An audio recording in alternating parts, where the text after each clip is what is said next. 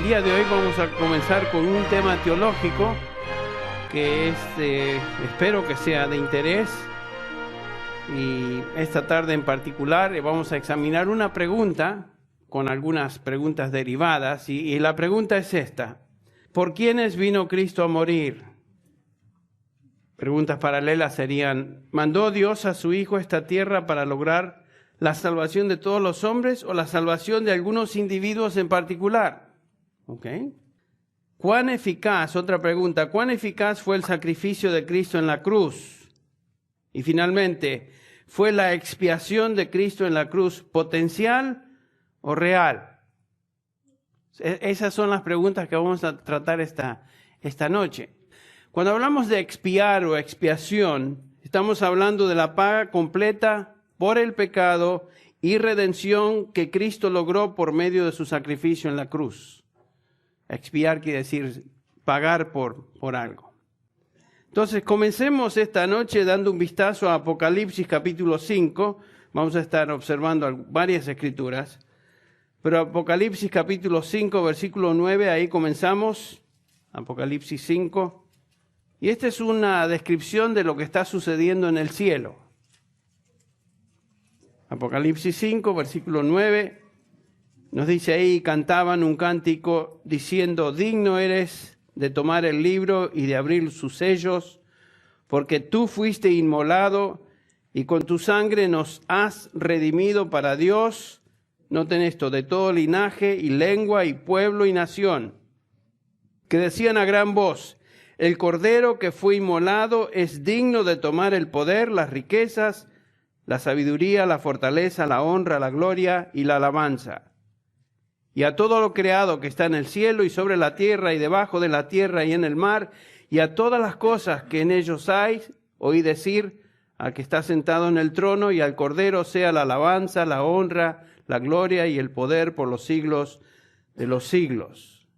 Lo que aquí estamos observando en esencia es que el corazón, la esencia de la alabanza en el cielo, es gratitud por la obra redentora de Cristo Jesús, quien expió, redimió con su sangre, noten ahí, a hombres y mujeres de toda raza, de toda nación. Dice el versículo 9, redimió para Dios de todo linaje, lengua, pueblo y nación. Entonces Cristo pagó con su sangre precio por la redención de su pueblo.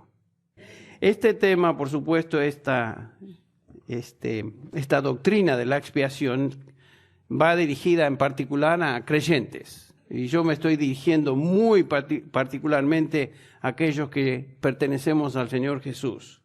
Entonces, cuando examinamos las páginas del Nuevo Testamento, observamos que la expiación en la cruz fue una paga real, no algo potencial. Cuando hablamos de la gran y majestuosa doctrina de la salvación, estamos hablando de la gran realidad de que Cristo pagó por completo y eficazmente el precio de los pecados de aquellos que Él vino a redimir. No hay duda de eso. La muerte de Cristo en la cruz logró una expiación eficaz, quiere decir que logró lo que vino a hacer, y fue una expiación particular. Cristo redimió a un grupo innumerable de individuos de toda nación, de toda lengua, de toda raza. Y esto es muy importante de observar, porque si uno pregunta al cristiano promedio, le hace la pregunta: ¿por quién murió Cristo en la cruz? La respuesta común, la respuesta normal va a ser: por todos, por cada hombre y mujer que haya nacido. Cristo murió por todo el mundo, por cada individuo y persona en el mundo. Y esa sería la respuesta. Y estamos hablando de todo individuo nacido desde capítulo 3 de Génesis hasta que el Señor venga otra vez. Y el argumento va algo así: Él quiere que tú recibas esa redención. En otras palabras, que tomes ventaja de lo que Él logró en potencia con su muerte en la cruz y hagas de esa expiación algo personal. Y Dios está esperando que tú respondas y recibas esa redención en tu vida por medio de un acto de voluntad, Dios está esperando que hagas una decisión por Cristo. Eso es básicamente como se presenta la doctrina de la expiación. Esta es la noción típica y popular entre los evangélicos hoy. En otras palabras, el típico evangélico cree que la muerte de Cristo en la cruz fue para todo el mundo en general y por igual, pero la muerte de Cristo no fue para nadie en particular. Eso es lo que se enseña. Fue para todos en general, pero no fue para nadie en particular. Según esta posición, la eficacia de la muerte de Cristo entonces es potencial. En otras palabras, depende del pecador y lo que éste haga con la oferta de salvación. ¿Me entienden lo que estoy diciendo? Se presenta el Evangelio, se ofrece el Evangelio, y la expiación que Cristo logró en la cruz ahora depende entonces de la respuesta del pecador. Entonces lo que hacemos en el evangelismo es mover al pecador emocional y psicológicamente y llevarlo hasta cierto punto donde el hombre, ahora esa persona, active su voluntad personal y tome una decisión de aceptar a Cristo. Esta es la posición estándar entre los evangélicos. Y yo hace años atrás pensaba eso también. Un conocido evangelista y escritor, que no quiero mencionar el nombre porque ustedes, si lo menciono, lo conocen, dice lo siguiente: yo puedo llevar a cualquier persona a Cristo si encuentro la llave del corazón de esa persona. Es lo que él dice. Ok. Pero ¿saben que eso no es raro? Eso es lo que la mayoría de la gente que predica piensa que puede lograr. Yo puedo llevar a cualquier persona a Cristo siempre y cuando le encuentre la clave de cómo entrar a su corazón. ¿Ok? ¿Ven lo que este hombre está diciendo? La clave para que una persona crea el Evangelio o acepte a Cristo depende entonces de nuestra técnica y qué tan buenos seamos para identificar lo que mueve a una persona emocionalmente o psicológicamente. Esta es la idea popular hoy. La idea detrás de toda predicación evangelística, ya sea por radio, por la tele o por campañas evangelísticas, etc. Entonces, la idea es de que nosotros como predicadores podemos manipular con nuestra presentación o con nuestros argumentos o con el medio ambiente, una linda música, etcétera, de órgano o lo que sea, himnos o lo que sea, o técnica evangelística. Nosotros podemos manipular los corazones de los hombres y moverlos de alguna manera a creer, a responder, a aceptar a Cristo, que es la frase más conocida.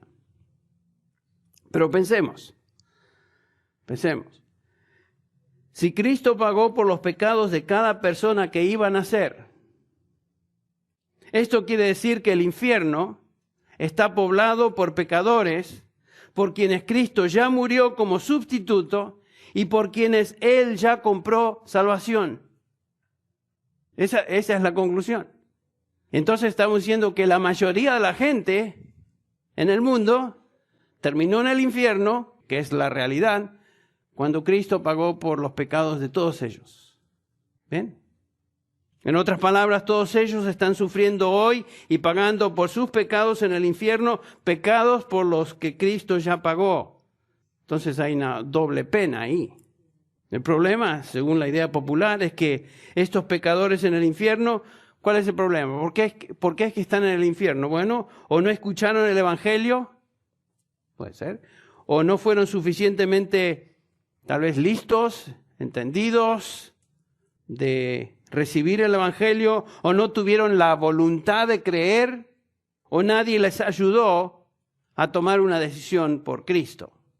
Por lo tanto, los hombres que terminan en el cielo, que es un remanente, ¿no es cierto? Estamos hablando de la doctrina del remanente una y otra vez. Los creyentes, los que están con el Señor en el cielo, de alguna manera pueden sentirse satisfechos. ¿Y por qué no? Al fin y al cabo, fueron ellos los que tomaron la decisión correcta. ¿Ven? Ahora les pregunto, ¿Es esta una teología bíblica? Lo que acabo de describir. ¿Es que será posible que Cristo hiciera exactamente lo mismo por los hombres en el infierno que por los individuos en el cielo? ¿Es que la única diferencia es que las personas en el cielo llegaron allí porque de su propia voluntad activaron fe? Esta es una posición insostenible, porque nos lleva a concluir que Cristo murió pagando por el pecado de los redimidos y también pagando por el pecado de los condenados. Y que la única diferencia entonces queda en manos del pecador, que es el que decide finalmente. Si este es el caso, quiere decir que Cristo no logró eficazmente nada en la cruz, todo fue potencial. Y lo único que hace su obra eficaz, entonces depende del hombre. ¿Ven lo que estamos diciendo? Entonces, ¿qué es lo que logró Cristo en la cruz? ¿Fue su muerte en la cruz, su expiación ahí potencial o fue real? Esta conclusión crea caos en nuestra doctrina de la salvación, si pensamos que fue algo simplemente potencial. Miren, debemos entonces entender lo que la expiación significa y tener un concepto muy claro de lo que el sacrificio de Cristo logró finalmente en la cruz. Entonces vamos a comenzar a desempacar esta doctrina de la expiación, pensando primero en una doctrina fundamental, la hemos enseñado en otras ocasiones, que nos ayuda a entender la salvación, y me refiero a la doctrina de la depravación total del hombre. ¿Qué es eso? Bueno, aquellos que estudian teología sabemos que eso se refiere al hecho de que cuando el hombre cayó en el jardín del Edén, en Génesis 3, toda su persona fue afectada por el pecado. Eso quiere decir que esa es la depravación total. No hay ninguna parte del ser humano que no fue afectado por el pecado. No quiere decir que todos los hombres son tan depravados como podrían serlo. No. El hombre, en otras palabras, ha sido tan afectado por el pecado desde Adán hasta el presente, de tal manera que es incapaz por sí mismo de percibir, entender y recibir las verdades espirituales. Y la Biblia claramente enseña que el hombre no es capaz de venir a salvación, ni tampoco desea hacerlo. Noten lo que estamos diciendo, ni es capaz, ni desea. En su condición natural, el hombre no puede ni quiere venir a Dios para salvación. En su condición natural. Solamente algunos pasajes para respaldar lo que estamos diciendo de la depravación total del ser humano. O sea, está totalmente caído, es totalmente incapaz, insensible a las cosas de Dios. Algunos pasajes, Romanos 3, por ejemplo, 3, 10 y 11. Como está escrito, dice Pablo, no hay justo ni aun uno, no hay quien entienda, no hay quien busque a Dios. Interesante. No hay ni siquiera una persona, dice Pablo, que realmente busque a Dios.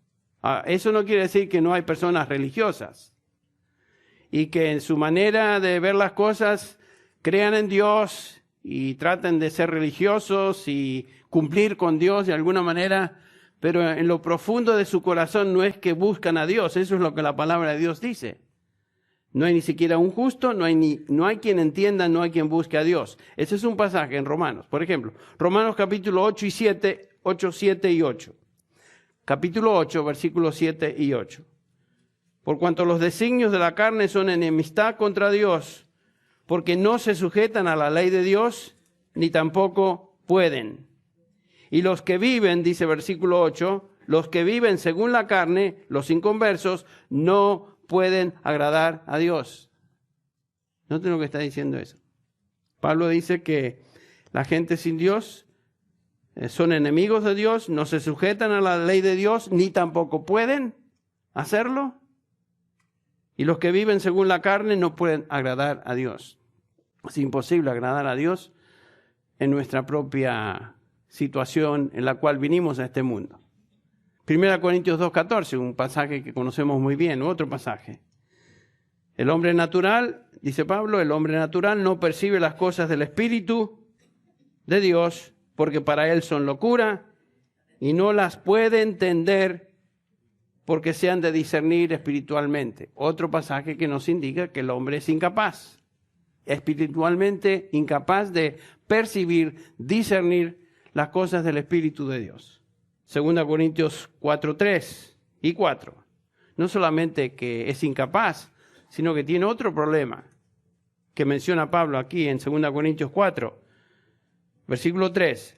Pero si nuestro evangelio está aún encubierto, entre los que se pierden está encubierto, en los cuales, versículo 4, el Dios de este siglo, Satanás, cegó el entendimiento de los incrédulos. ¿Para qué? Para que no resplandezca la luz del evangelio de la gloria de Cristo, el cual es la imagen de Dios. O sea, no solamente que son incapaces por naturaleza, están cegados.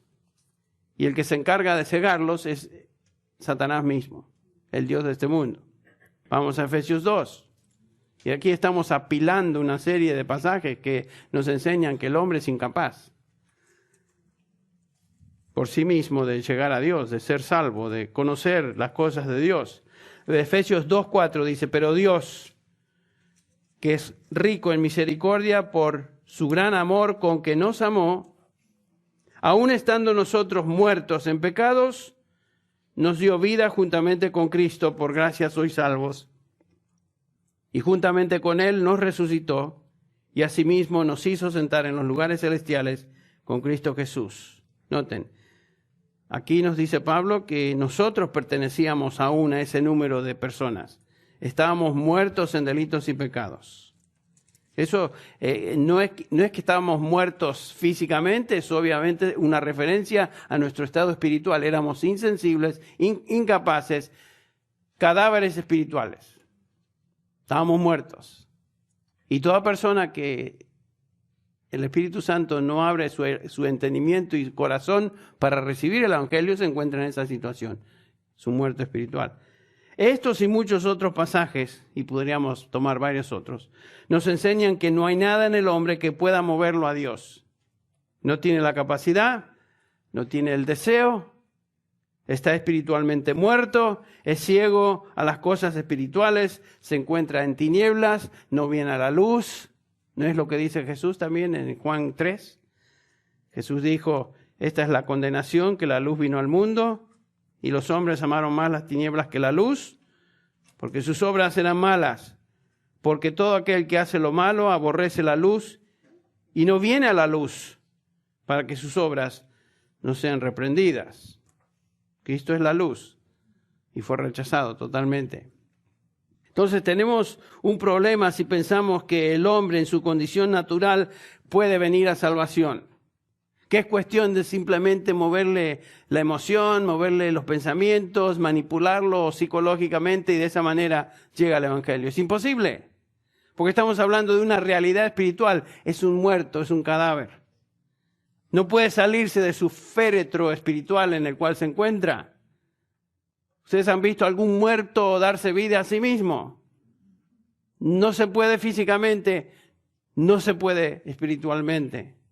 No solamente eso, no solamente está muerto, sino que ni siquiera puede quitarse las vendas que Satanás ha puesto sobre su corazón, sobre su mente, le enceguecen a la verdad del Evangelio. No puede dejar su pecado y venir a Cristo por sí mismo. No puede. Ustedes han tenido oportunidad de hablar con muchas personas acerca de Cristo, del Evangelio. Y la mayoría de la gente no responde. Y algunos de ellos son cercanos a nosotros. Y les hablamos, y les hablamos, y les decimos, compartimos, somos testigos de Cristo, etcétera, etcétera. ¿Qué pasa? Siguen viviendo como se les da la gana. ¿Por qué? Porque se encuentran en esa condición. No es falta de argumentos, no es que no son inteligentes, su problema es un problema moral, es un problema espiritual de su corazón, de su mente espiritual. No entienden, no reciben, ni tampoco quieren. Entre paréntesis, porque aman su pecado, aman su condición en la cual se encuentran. Entonces, la salvación, según la Biblia, no se encuentra en manos del pecador. Ya sea el predicador pecador o el pecador que escucha, no está en manos del hombre. Observen lo que Juan dice en Juan capítulo 1. Este es el Evangelio. Versículo 11, comenzando con el 11. Hablando del Señor, a lo suyo vino y los suyos no le recibieron. Mas a todos los que le recibieron, a los que creen en su nombre, les dio poder, potestad, de ser hechos hijos de Dios, los cuales no son engendrados de sangre, ni de voluntad de carne, ni de voluntad de varón, sino de Dios. Noten lo que dice ahí Juan.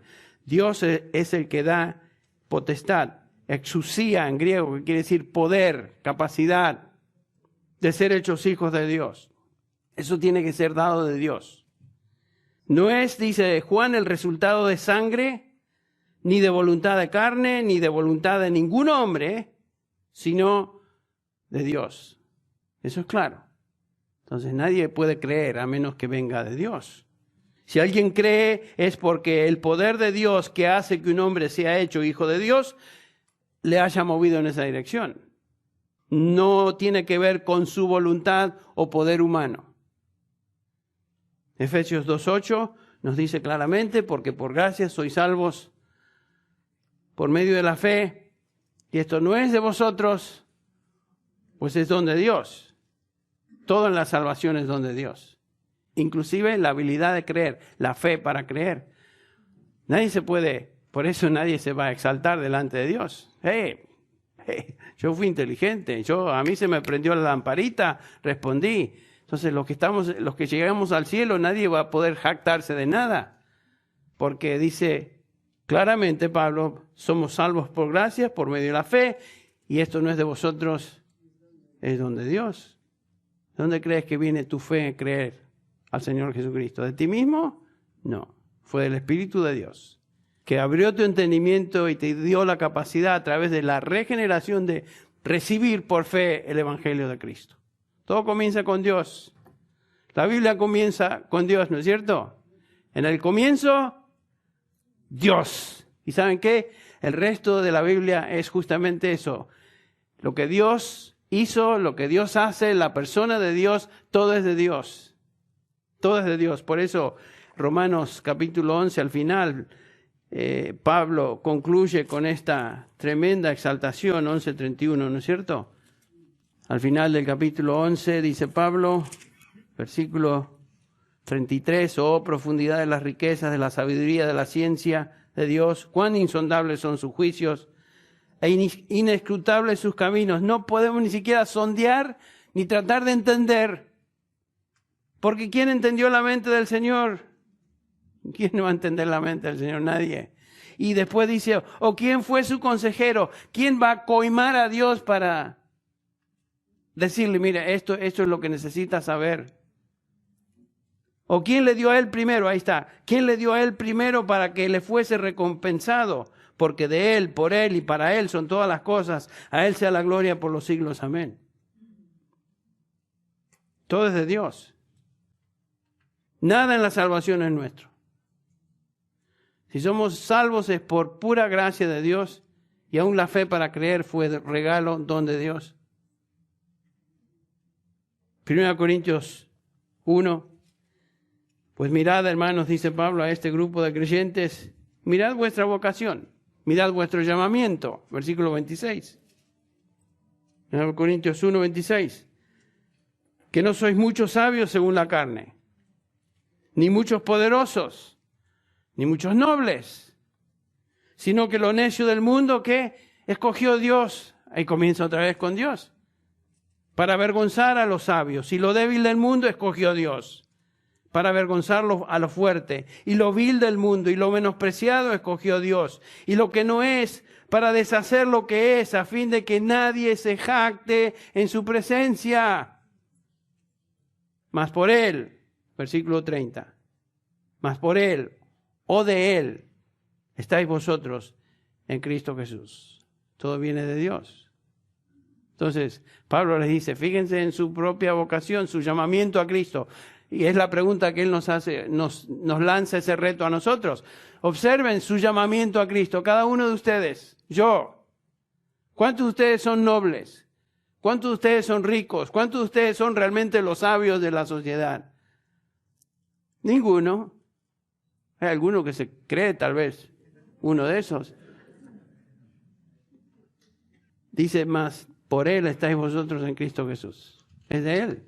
Si tú tienes vida eterna, no fue por causa de tu chispa, porque fuiste listo para entender, porque creíste, o aún tu fe, porque aún tu fe es don de Dios. O tal vez alguien te motivó a venir a Cristo. Ok, el Señor utiliza a cada uno de nosotros para compartir el Evangelio. Pero ninguno de nosotros realmente fue el instrumento directo de Dios en la salvación de nadie. La salvación es de Dios en su totalidad. ¿Por quiénes hace Dios esta obra? De dar vida a un muerto, por ejemplo. De la regeneración. ¿Hace esta obra Dios por todo el mundo? Obviamente que no. Lo hace por sus escogidos. Aquellos que Él escogió, dice Pablo en Efesios 1:3, desde antes de la fundación del mundo. Por ellos Cristo murió. Por ellos Cristo pagó el precio real y eficaz para su redención. Cristo no vino a desperdiciar su muerte en la cruz para ver quién al fin y al cabo va a recibir la oferta. Miren, le estoy dando una oferta gratis. ¿Y quién me va a recibir? ¿Ustedes creen que Dios mandó a su Hijo para tener simplemente una obra potencial? Tal vez funcione, tal vez no. Todo depende del hombre y cómo el hombre recibe a Cristo. No. Dios nos escogió desde antes de la fundación del mundo. Y para solidificar y profundizar nuestro pensamiento en esto, vean conmigo Juan capítulo 10. Este es un pasaje clave para entender por quiénes específicamente Cristo murió. Dice el versículo 11, Jesús, yo soy el buen pastor. El buen pastor da su vida por las ovejas. No por los cabritos, no por otros, por las ovejas. ¿Quiénes son estas? Versículo 14, yo soy el buen pastor y conozco mis ovejas. Y las mías me conocen. Versículo 15, así como el Padre me conoce y yo conozco al Padre y pongo mi vida por las ovejas, también tengo otras ovejas. Está hablando aquí en un contexto judío, a judíos, y dice el Señor, también tengo otras ovejas que no son de este redil aquí en Israel. Aquellos también debo traer y oirán mi voz y habrá un rebaño y un pastor. Esos somos nosotros, gentiles. Ahora, ¿cómo es que éstas llegan a ser ovejas del Señor? Noten Juan 6, 37 al 39. Dice Juan, del mismo evangelio, todo lo que el Padre me da, vendrá a mí. Y el que a mí viene, no le echo fuera. Claro, ¿cómo va a echar afuera a aquel que el Padre le dio? Versículo 38. Porque he descendido del cielo no para hacer mi voluntad, sino la voluntad del que me envió. Noten versículo 39. Y esta es la voluntad del Padre que me envió, que de todo lo que me diere no pierda yo nada, sino que lo resucite en el día postrero. Todos los que el Padre da al Hijo, van a venir al Hijo y van a tener vida eterna, van a recibir salvación y serán resucitados. Los únicos que vienen a Cristo son los que el Padre le da. ¿Cómo es que vendrán? El versículo 44, noten, el mismo capítulo. Versículo 44. Ninguno puede venir a mí, dice Jesús, si el Padre que me envió, ¿qué? No le trajere. Y yo le resucitaré en el día postrero. No vienen por su cuenta, sino que vienen porque el Padre los trae. Ahora, la palabra traer suena muy débil en castellano. La palabra en griego es el cubo, que quiere decir jalar, quiere decir arrastrar. Pero noten lo que dice, ninguno puede venir a mí a menos que el Padre lo traiga, lo jale para salvación. Qué interesante. Es obra del Padre, es obra del Hijo. Los únicos que creen, los únicos que tienen vida eterna, los únicos que llegan a salvación son sus ovejas. No son los que el Padre le ha dado al Hijo como regalo para que el Hijo les dé vida eterna. Nadie más. Nadie más. Estos no son todo el mundo. Obviamente la mayoría del mundo no viene a Cristo. porque el Padre no trae a la mayoría del mundo a Cristo, trae solamente a las ovejas de Cristo. El capítulo 10, en el versículo 25, continuamos leyendo, Jesús les respondió a los judíos que no creían en Él: os lo he dicho y no creéis. Las obras que yo hago, estamos en el capítulo 10, perdón, de regreso, las obras que yo hago en nombre de mi Padre, ellas dan testimonio de mí. Versículo 26, pero vosotros no creéis. ¿Por qué no creen? Porque no sois mis ovejas, como os he dicho. Ahí está otra vez, los que no creen es porque no son ovejas del Señor. El Señor no dice que somos ovejas porque creemos, sino que creemos porque somos ovejas. No es que la fe les hace ovejas.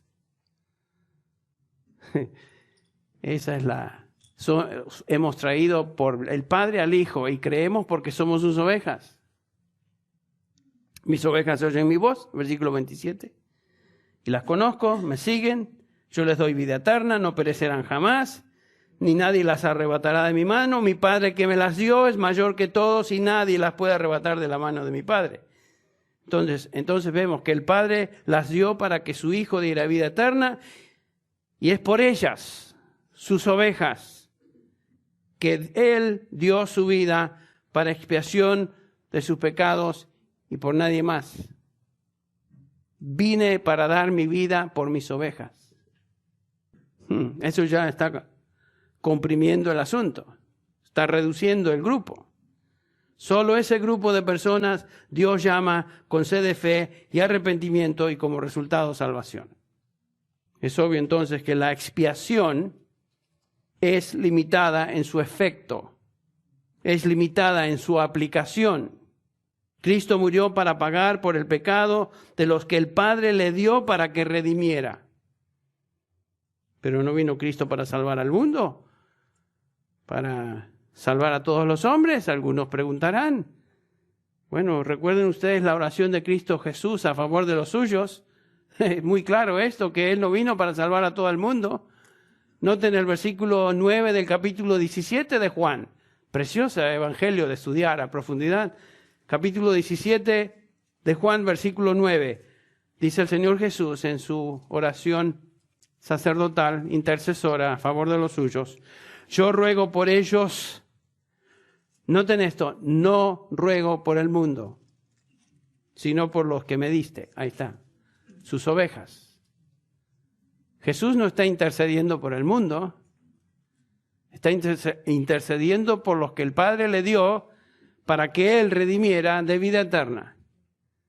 Y dice, porque tuyos son.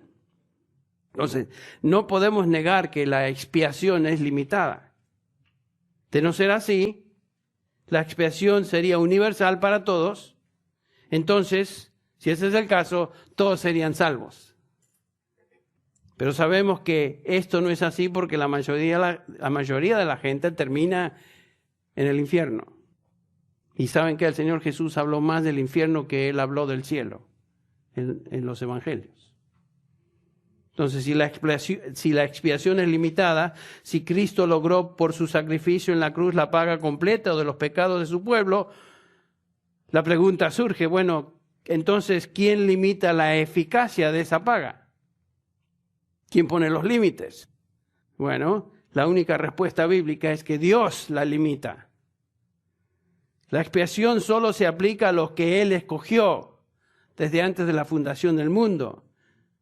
Los que iban a creer por la obra de Dios en sus propios corazones, conforme al propósito soberano y eterno de Dios. Dios es el que limita esto. Entonces, ahora es cierto que los pecadores deben creer el Evangelio para ser salvos. Por gracia sois salvos por medio de la fe. Pero no pueden creer porque son insensibles, incapaces de creer por sí mismos, a menos de que Dios, como dice Filipenses 2:12, cause en ellos tanto el creer como el hacer. Nadie puede creer porque es inteligente para creer. ¿Saben qué? Hay mucha gente inteligente que súper inteligente y no le sirve para nada en términos de salvación. Hay gente muy humilde, tal vez no tiene toda la capacidad académica ni las muchas luces, pero son humildes hijos de Dios. Porque no dependió de ellos, no dependió de su inteligencia. Entonces los pecadores deben creer para ser salvos. No solamente eso, sino que deben arrepentirse de sus pecados, pero no pueden hacer eso a menos de que Dios les conceda arrepentimiento, que es lo que enseña Hechos capítulo 11, versículo 18 y 2 Timoteo 2, 25. El arrepentimiento también es un regalo de Dios. Es un don de Dios. Él concede arrepentimiento, Él concede fe. Uno de mis pasajes favoritos en el Nuevo Testamento es 2 Corintios 5, 21. Al que no conoció pecado, por nosotros lo hizo pecado, para que nosotros, noten eso, fuésemos hechos justicias de Dios en él. Noten, Pablo dice por nosotros y para nosotros. Ahora, ¿quiénes son estos nosotros? ¿Está hablando Pablo de todo el mundo? ¿Nosotros los seres humanos? No. Pablo está escribiendo a la iglesia, a los redimidos, de los cuales él es parte, nosotros. Con esto en mente, vayan unos versículos antes, al versículo 14 del mismo capítulo, porque dice Pablo, porque el amor de Cristo nos constriñe pensando esto, que si uno murió por todos, luego todos murieron. Y por todos murió para que los que viven ya no vivan para sí, sino para aquel que murió y resucitó por ellos. Noten, Pablo dice que Cristo, el amor de Cristo nos constriñe pensando en esto. Y aquí quiero que observen este punto. Uno murió por todos. Ahí está, alguno dirá, ahí está, ¿ves, Henry? Tú mismo te trastabillas. Ahí está diciendo que Cristo murió por todos. Correcto, pero ¿quién son estos todos? En el contexto, ¿se refiere Pablo a todos los hombres en el planeta, desde la creación hasta el fin de la historia? No. El contexto nos ayuda a determinar quiénes son estos. Versículo 15. Son los que murieron y por quien Cristo murió y por quienes resucitó, son los que ahora viven para que no vivan ya para sí mismos.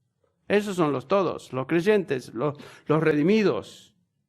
Estos son los que murieron con Cristo, resucitaron con Cristo y ahora viven en Cristo, que es lo que nos enseña, por ejemplo, Romanos 6. Estos son los redimidos, específicamente a los que la obra de expiación se limita. Nosotros, la iglesia, los redimidos. Es por ellos que Cristo murió y resucitó, y por nadie más.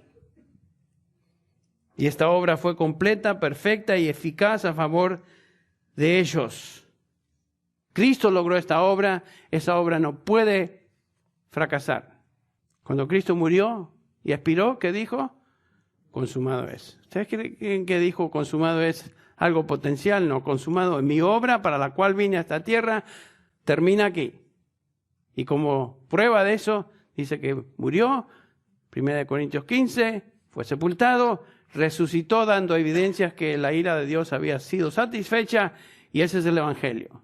Pero Cristo cumplió en la cruz toda su obra. Consumado es. Se acabó. No hay nada que agregar. Y fue eficaz. El sacrificio de Cristo no es universal, sino particular, limitado en su efecto para los que Dios escogió para salvación desde antes de la fundación del mundo. Ese es el grupo por los cuales Él murió. J.I. Packer, ustedes lo conocen, escritor, teólogo J.I. Packer, escribe al respecto lo siguiente: Cristo no ganó una salvación hipotética para creyentes hipotéticos, una mera posibilidad de salvación para quien posiblemente crea, sino una salvación real para su propio pueblo escogido. Muy bien dicho. Claro que sí. Esto es lo que el Nuevo Testamento enseña. La muerte de Cristo proveyó una redención cierta y eficaz, y ninguno de los que Él vino a salvar perecerá. Ninguno. La expiación es limitada a los que Dios ha soberanamente escogido, y ellos son los que vienen a Cristo porque el Padre los trae y creen para salvación eterna. Ni uno más, ni uno menos. Ellos. Pero veamos entonces, para resumir, algunas escrituras que enseñan acerca de estas personas que Cristo vino a salvar. En primer lugar, vino por su pueblo. En Mateo 1:21, ¿se acuerdan la promesa del ángel? Es que darás a luz un hijo y llamará su nombre Jesús, Yeshua, porque él salvará a su pueblo de sus pecados, a los suyos. También vino a salvar a sus ovejas, ya lo leímos, Juan 10:15, así como el Padre me conoce, yo conozco al Padre y pongo mi vida por las ovejas. También los que el Padre le da, Juan 17:2, como le has dado potestad sobre toda carne, para que dé vida eterna a todos los que le diste. Cristo no da vida eterna a todo el mundo. Da vida eterna solo a los que el Padre le dio. Y son aquellos por quienes Él intercede. Versículo 9 del mismo capítulo, ya lo vimos. Yo ruego por ellos, Padre. No ruego por el mundo, sino por los que me diste. Y también podríamos incluir en este grupo, llamándolos la iglesia real. En Hechos 20:28, por tanto, mirad, dice Pablo a los líderes de la iglesia en Éfeso, mirad por vosotros y por todo el rebaño en que el Espíritu Santo os ha puesto por obispos para apacentar la iglesia del Señor, la cual Él ganó con su propia sangre. Esta es la iglesia real, la iglesia genuina. Y sabemos que otra denominación de los redimidos son los escogidos de Dios. Y no voy a leer todo el pasaje porque se nos está yendo el tiempo, pero Pablo en el capítulo 8 de Romanos habla de aquellos que vienen a salvación porque son el resultado del propósito eterno y soberano de Dios. ¿Se acuerdan ustedes? Sabemos que todas las cosas ayudan a bien a los que a Dios aman, a los que conforme a su propósito han sido llamados. Y después nos da los 5 tremendos eslabones: a los que antes conoció, los predestinó, a los que predestinó, a estos también llamó, a los que llamó, a estos también justificó, a los que justificó, a estos también glorificó. Versículo 31, ¿qué pues diremos a esto? Si Dios es por nosotros, ¿quién contra nosotros? ¿Quiénes son los nosotros? ¿El mundo? ¿Toda la gente? No. Nosotros los redimidos, que en el versículo 33 se describen como los escogidos. La pregunta es, ¿quién acusará a los escogidos de Dios? Alguno estará pensando, bueno, ¿qué es, Henry, de los pasajes que hablan que Cristo murió por el mundo? Bien. En primer lugar, no creemos que el sacrificio de Cristo quitó el pecado de toda la raza humana, de todas las edades. Si decimos eso, como ya lo mencioné, entonces debemos concluir en una salvación universal donde todos serán salvos, y esto es imposible, ya que la mayoría de la gente termina en el infierno. Entonces, Jesucristo es sin duda el Salvador del mundo, claro. 1 Juan 4:14, claramente dice Juan, y nosotros hemos visto y testificamos que el Padre ha enviado al Hijo, y lo describe como el Salvador del mundo. Claro que Cristo es el Salvador del mundo. Jesucristo es el Salvador del mundo en el sentido de que no hay otro Salvador en el mundo. Él es el Salvador oficial del mundo. Él es el único Salvador. Y todos los salvados en el mundo son y serán salvados por el único Salvador, que es el único mediador entre Dios y los hombres, Jesucristo. Hombre, claro que Él es el Salvador del mundo. ¿De cada persona en el mundo? No, el Salvador del mundo. El Salvador del mundo. No hay otro Salvador en el mundo. ¿Qué acerca de 1 Juan 2:2? Él es la propiciación por nuestros pecados, y no solamente por los nuestros, sino también por los de todo el mundo. ¿Qué hacemos con eso? Bueno, la palabra propiciar quiere decir satisfacer, apaciguar la ira. Según Juan, la ira de Dios está apaciguada, ha sido satisfecha, pero sabemos que la ira de Dios solo está apaciguada, satisfecha para con los redimidos. Porque hay un sinnúmero de pasajes que nos enseñan que Dios está airado con el pecador. La ira de Dios está sobre el pecador. Y la ira final de Dios va a ser descargada sobre todos los impíos. Es lo que estudiamos en 2 Tesalonicenses capítulo 1. Juan dice que Jesucristo propició por nuestros pecados, y él está hablando particularmente de creyentes judíos, en el contexto judíos. Y cuando él dice que Cristo también es la propiciación por los pecados de todo el mundo, está diciendo los pecados de judíos, gentiles creyentes en todo lugar. Judíos y gentiles. No está hablando de que cada individuo en el mundo, sino que está hablando de la humanidad. Cristo es el Salvador de todos los hombres, dice Tito 2:11. El único Salvador de la humanidad. Y el Evangelio trasciende, por supuesto, los límites de culturas, razas, etcétera, naciones. Jesucristo es el Salvador de toda clase de gente, que son los que poblamos el mundo. Ahora, para concluir, si la expiación lograda en la cruz es limitada para los escogidos solamente, entonces, ¿cómo predicamos el Evangelio? Bueno, lo que tenemos que hacer con el Evangelio es hacer lo que la Biblia nos enseña a hacer. En primer lugar, debemos hacerle ver a la gente en qué condición se encuentran delante de Dios. Separados de Dios, sin esperanza. No hay nada en ellos que los pueda salvar o que pueda contribuir a la salvación. Esa es la condición de todo ser humano. Y hablamos de eso. En segundo lugar, le hacemos ver que existe un solo medio de salvación y ese es Jesucristo, quien es el Salvador eficaz del mundo, el Salvador oficial del mundo, pero el Salvador eficaz de aquellos que Él vino a redimir. Y es justamente lo que Él logró en la cruz, cuando dijo consumado es. Y murió como sustituto de todo aquel que cree. También les decimos a los hombres que Dios manda, como enseña Pablo en Hechos 17:31, Dios manda a todos los hombres a que se arrepientan, que vengan a Cristo para salvación. Les llamamos a creer el Evangelio. Cristo vino, murió, fue sepultado y resucitó. Y hablamos del Evangelio. Y sabemos que la obra de salvación en su totalidad, sin embargo, es de Dios. Y descansamos en ese hecho, de que Él hará su obra por medio de su palabra en el corazón de todos aquellos que Él llama a salvación. Y en eso reposamos, en eso descansamos. Y cada uno de aquellos que fue escogido para salvación, por quien Cristo murió, cada uno va a venir a Cristo y va a ser salvo. La expiación es limitada en su eficacia y está en manos de Dios. El mensaje del Evangelio, sin embargo, es universal y es predicado a toda criatura, y esto está en nuestras manos. Esa es nuestra responsabilidad. Ir por todo el mundo y hacer discípulos de todas las naciones, enseñándoles, ¿no es cierto? Bautizándoles, enseñándoles. En Hechos 1:8 dice: el Señor, recibiréis poder cuando haya venido sobre vosotros el Espíritu Santo y me seréis testigos en Jerusalén, en toda Judea, en Samaria y hasta lo último de la tierra. O sea, nuestra responsabilidad no se altera, es la misma.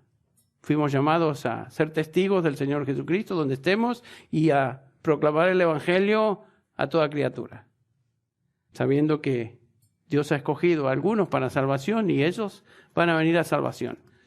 La otra cara de la moneda es que el hombre es responsable de poner fe, pero sabemos que aún esa fe ni siquiera viene de Él, sino que es don de Dios. Bueno, una vez más nos encontramos ante esta increíble, impresionante, sublime doctrina de la salvación y todas las doctrinas que componen eso. Por eso no es que no entendemos a Dios, por eso es que no podemos, es insondable, es inescrutable. Pero lo que entendemos, somos responsables de responder a la luz de ello.